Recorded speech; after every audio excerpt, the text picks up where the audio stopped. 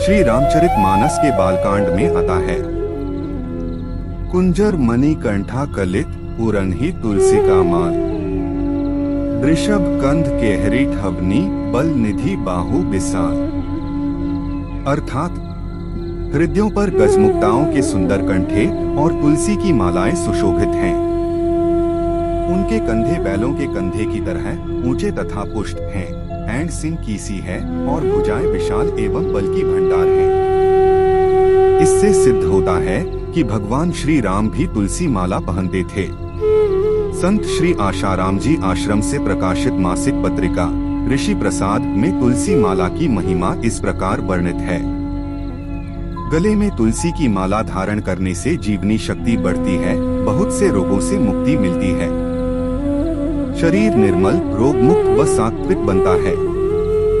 तुलसी माला से भगवान नाम जप करने एवं इसे गले में पहनने से आवश्यक एक्यूप्रेशर बिंदुओं पर दबाव पड़ता है, जिससे मानसिक तनाव में लाभ होता है, संक्रामक रोगों से रक्षा होती है तथा शरीर स्वास्थ्य में सुधार होकर दीर्घायु में मदद मिलती है। तुलसी को धारण करने से शरीर में विद्युत शक्ति का प्रवाह बढ़ता है तथा जीव कोशों का विद्युत शक्ति धारण करने का सामर्थ्य बढ़ता है। गले में तुलसी माला पहनने से विद्युत तरंगे निकलती हैं, जो रक्त संचार में रुकावट नहीं आने देती। प्रबल विद्युत शक्ति के कारण धारक के चारों ओर आभामंडल विद्यमान रहता है। गले में तुलसी माला धारण करने से आवाज सुरीली होती है। हृदय पर झूलने वाली तुलसी माला हृदय व फेफड़े को रोगों से बचाती है। इसे धारण करने वाले के स्वभाव में सात्विकता का संचार होता है। तुलसी की माला धारक के व्यक्तित्व को आकर्षक बनाती है।